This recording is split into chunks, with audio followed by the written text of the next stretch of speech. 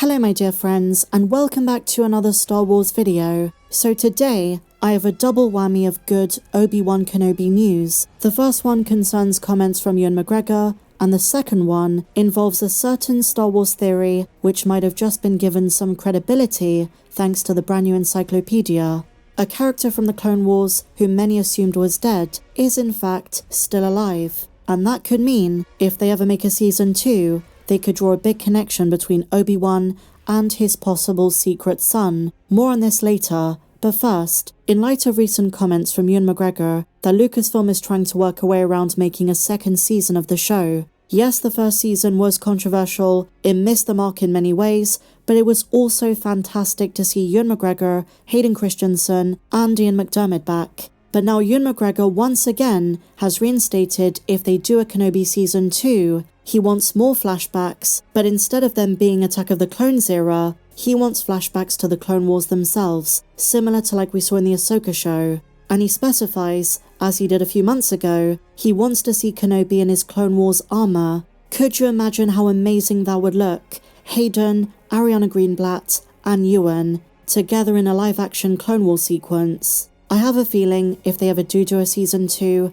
between Clone Wars flashbacks, Obi-Wan learning from Qui-Gon's Force Ghost, it is going to be so much more beloved than the first. And because Ewan McGregor did say they're trying to figure out how to do it, it's possible the follow-up is a movie. Originally the whole thing was going to be a trilogy of movies. For all we know, they're planning to return to that idea. Imagine seeing a live-action flashback to the Battle of Munilist. We don't even have to see familiar battles from the 2D and 3D shows. There are so many missions from Legends and canon that Obi-Wan went on that were never included on screen. The Siege of Hysseen is another one I love. This took place earlier in the war. The High Council dispatches Obi-Wan, Plo Koon and Anakin to prevent the planet of Hysseen falling into the hands of the Separatists. During the battle, the Jedi dueled Count Dooku and Asajj Ventress. And I know all of this sounds very fanservice-y, but you can't deny how awesome a live-action adaptation of unseen Clone Wars battles would be.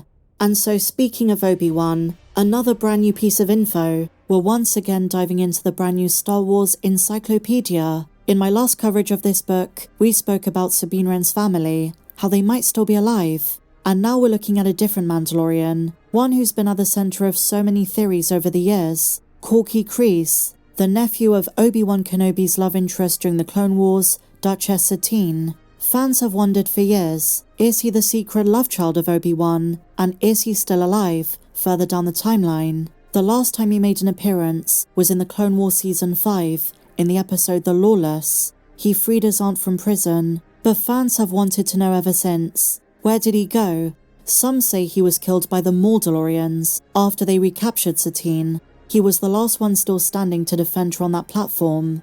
And one theory fans love is that Satine isn't his aunt, but his mother, the secret love child of Obi-Wan and the Duchess.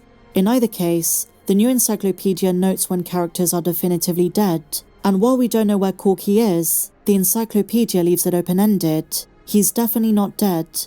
In The Mandalorian Season 2, in Chapter 11, Bo-Katan believed she was the last of her line, the last of House Kryze. Fans at the time perceived this as definitive proof of Korkie's death. However, like I said for Sabine's family, no body, no death. Off-screen and open-ended fates can always be re-explored. I believe Korkie is another character in Dave Filoni's toolbox. He can bring him back.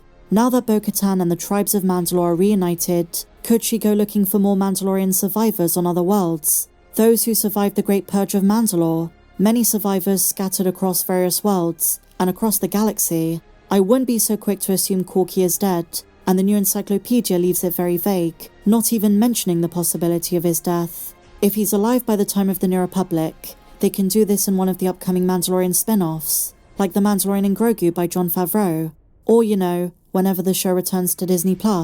If they want to do something earlier in the timeline and confirm he's related to Obi-Wan, a possible Kenobi Season 2 could provide that link. It was such a shame the Kenobi show didn't give any reference to his lost love. Not in dreams, not in flashbacks. Korkie could be a huge connecting point, but I find it really sad that Bo-Katan thinks he's dead. It'd be amazing if they explored a search for him, if there is any chance she thinks he's alive. I think a lot of us who love the Clone Wars and love the prequels can't look past this oversight, because they never address who Korkie's parents were. Obviously one of Satine's siblings, but it's never outright mentioned. He's the right age to have been conceived during Padawan Kenobi's original trip to Mandalore. He also looks like him. I think Dave Filoni's been very sneaky with the way he's gone about this. And while it's just easy to say Bo-Katan and Satine had a brother who they never speak about, that in and of itself deserves exploration. Whether it's in Mando and Grogu, Mando Season 4, they should definitely bring back characters like Fen Rao, Korkie, those who were never confirmed dead, who could play a big part in the New Republic's fight with the Remnant. The New Republic will increase their efforts to hunt us down. Another massive reveal from this encyclopedia involves one of Obi-Wan's droids. So here's a question. What was the fate of R4G9 after Utapau in Revenge of the Sith? That was Obi-Wan's second R4 droid. R4P17, which was Obi-Wan's astromech during the Clone Wars, died at the start of Episode 3, during the battle over Coruscant. At the start of the movie, Obi-Wan and Anakin Skywalker approached Separatist General Grievous's flagship, the Invisible Hand. They were attempting to rescue Palpatine, but as the two Jedi neared the ship, they were attacked by Vulture droids and then Buzz droids, and that is when R4P17 met her fate.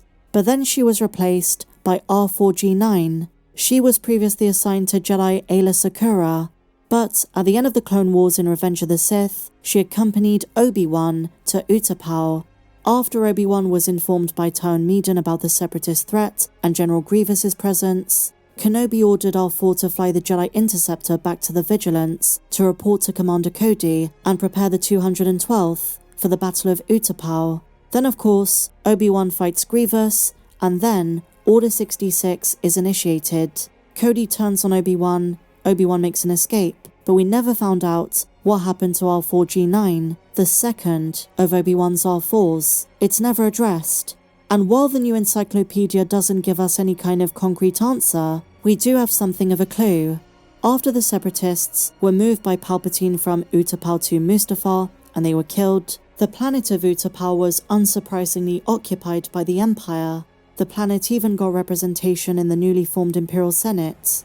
Nonetheless, Utapau's people resented the occupation. 2 years later, in 17 BBY, a crime organization known as the Wandering Star, who usually operated on the lower levels of Coruscant, also made a name for themselves on Utapau, and they kidnapped 2 medical students on Pal City, one of which later joined the gang and was obsessed with augmenting organic body parts and fusing them with droid parts. And considering the amount of droids he worked on, it's possible, if R4 was left behind, she was a part of those experiments. But I suspect, considering she's a former Jedi astromech, she was reprogrammed for Imperial use.